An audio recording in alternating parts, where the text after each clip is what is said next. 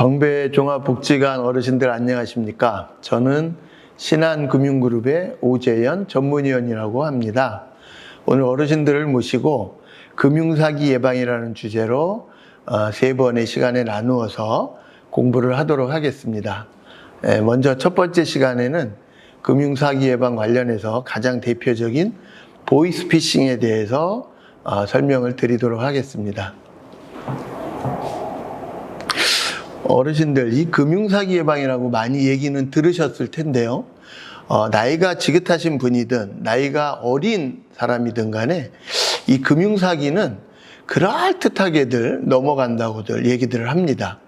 그런 것을 왜 멍청하게 당하지? 라고 생각하시는 분들도 많이들이 계시지만 그 사기범들이 워낙 말주변이 좋고요. 그럴듯하게 얘기를 하기 때문에 깜빡하다가 넘어가시는 분들이 많다고 합니다. 그래서 우리 어르신께서도 이 금융사기에 대한 부분을 잘 유념하셨다가 이런 거에 절대 당하시지 않도록 다시 한번 부탁의 말씀을 드리겠습니다. 금융사기의 유형은 먼저 첫 번째 보이스피싱이 있고요. 두 번째 스미싱, 세 번째 메신저 피싱, 네 번째 파밍, 이렇게 네 가지 유형이 있습니다. 이러한 네 가지 유형은 전화라든지 전신을 통하여 금융 사기를 치는 그런 유형이라고 할 수 있겠습니다. 먼저 대표적인 보이스피싱에 대해서 설명을 드리도록 하겠습니다. 보이스피싱은 영어로 소리라는 뜻의 보이스와 낚시라는 뜻의 피싱, 이 두 가지 단어의 합성어입니다. 보통 보이스피싱을 통해서 사기를 치는 사기범들은 대표적으로 금융감독원 직원이나 경찰, 검찰 직원을 사칭하는 경우가 아주 대표적이라고 할 수 있겠습니다. 그래서 이런 사람들은 어르신들이나 이런 사기를 칠 만한 고객들을 대상으로 전화를 해서 본인의 지금 개인정보와 자금이 계좌가 지금 정보가 유출이 돼서 자금이 빠져나가고 있다라고 거짓말을 해서 안심을 시켜놓고서요, 국가가 관리하는 안전한 계좌로 빨리 송금을 하라고 말도 안 되는 소리를 합니다. 우리는 말도 안 되는 소리라고 하지만 경찰이나 검찰이다라고 전화가 오면 대부분들 당황하시고 또 상대방을 믿게 되기 때문에 깜빡 넘어간다는 거죠. 그래서 좀 전에 말씀드린 것처럼 국가안전보관함에 돈을 넣어두시라고 이렇게 말씀을 한 다음에 우리가 바로 찾아가서 자세하게 안내를 더 드리겠다. 이런 식으로 사기를 치는 게 대표적인 유형이라고 할 수 있겠습니다. 그래서 여기 나와 있는 것처럼 TV 어떤 뉴스 화면이긴 한데요. 주로 독거 노인분들, 혼자 거주하시는 어르신들을 방문을 해서 사기를 치는 사례가 아주 대표적이라고 할 수 있겠습니다. 그래서 좀 전에 말씀드린 것처럼 혼자 사는 노인분들한테 전화를 해서 지금 노인분 계좌에서 돈이 빠져나가고 있으니 빨리 돈을 찾아놔라. 제가 직접 찾아가서 도와드리겠다. 이런 식으로 안내를 한 다음에 방문을 하게 되는 거죠.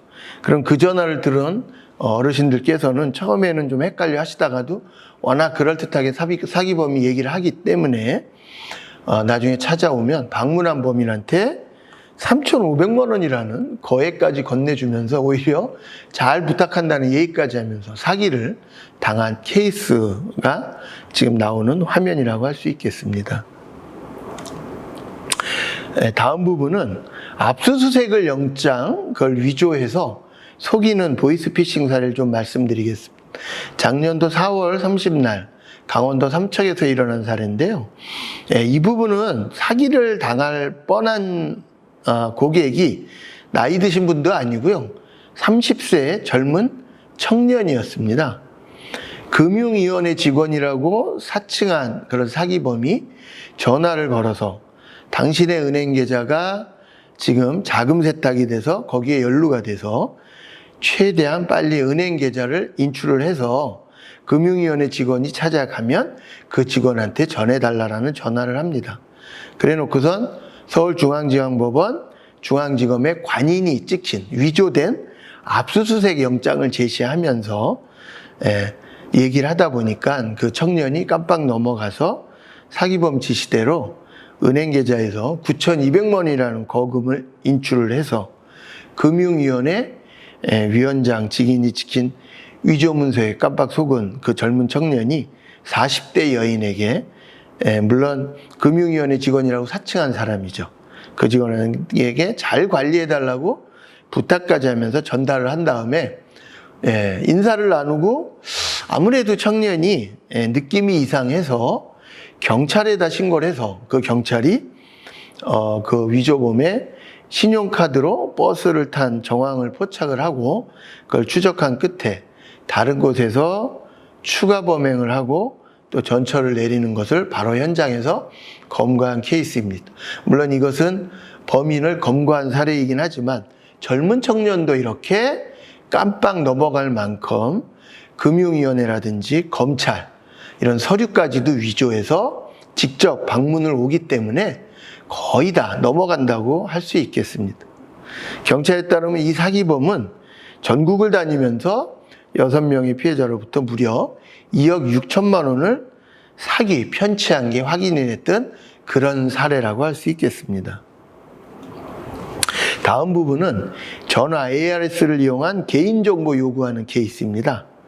우리가 주로 대출이 가능하다라는 연락이 오면 괜히 마음이 약해지거나 또 저금리에 대출을 해준다 그러면 이거 좋은 기회네 하고선 상대방의 얘기를 귀담아 좀 듣게 돼 있죠. 그런 것을 사기범들이 노리면서 ARS 멘트에 따라서 주민번호를 입력하라고 유도한다든지 신용카드 번호를 입력하라고 한다든지 이런 사기 과정을 통해서 피해자 명의로 대출을 발생시키고 대포 통장을 개설하고 이런 식으로 사기를 치는 케이스라고 할 수 있겠습니다. 몇 년 전에 이런 사기가 하도 횡행을 했었는데요. 마침 그래도 금감원에서 이 보이스피싱 사기범을 검거를 해서 목소리를 공개하면서 많이 좀 진화가 됐던 그런 사례라고 할 수 있겠습니다. 다음은 인가가 안 난 저축은행을 사칭한 대출 사기의 케이스이겠습니다. 인당 5천만 원까지 정부에서 저금리의 대출을 지원해 준다고 하면서 그 이자 중에 연 7% 정도까지도 지원을 해준다고 거짓 문자를 먼저 보냅니다. 그래서 청설저축은행이 최근 영업을 재개했는데 정부 지원으로 누구한테에게나 5천만 원까지 지원을 해준다고 거짓 문자를 보낸 다음에 대출 서류를 발급받는데 10만 원의 수수료가 필요하다 이렇게 거짓 얘기를 하고요. 10만 원 정도를 빨리 송금을 해라 그래서 받고 나서는 연락이 끊기고 도망가는 그런 케이스라고 할 수 있겠습니다. 이런 경우는 10만 원이라는 거금은 아니지만 여러 건으로 이렇게 사기를 치면서 고객이나 어르신들한테 피해를 입히는 그런 케이스라고 할 수 있겠습니다. 다음 부분은 요즘은 자주 일어나진 않지만 가족, 특히 어린아이를 납치했다. 그러니 석방금을 빨리 보내라. 이런 형태의 어떤 사기 협박입니다. 그래서 어린 아들을 납치했다. 그러면서 울고 있는 아이, 이런 목소리를 위조해서 들려주면서 협박하면서 신고하면 아이가 다칠 거다.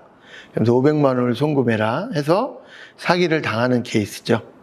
이런 경우에도 대부분이 어린아이라 그러니까 혼비백산하거나 당황을 해서 시키는 대로 따라하게 된다고 합니다. 그렇다고 당황하지 마시고 학교에 빨리 확인을 하셔서 아이가 잘 공부하고 있는지, 그 다음에 경찰부터 빨리 신고를 해서 이런 어린아이 사기나 납치나 유괴를 이런 빙자하는 사기를 당하시면 안 될 것 같습니다.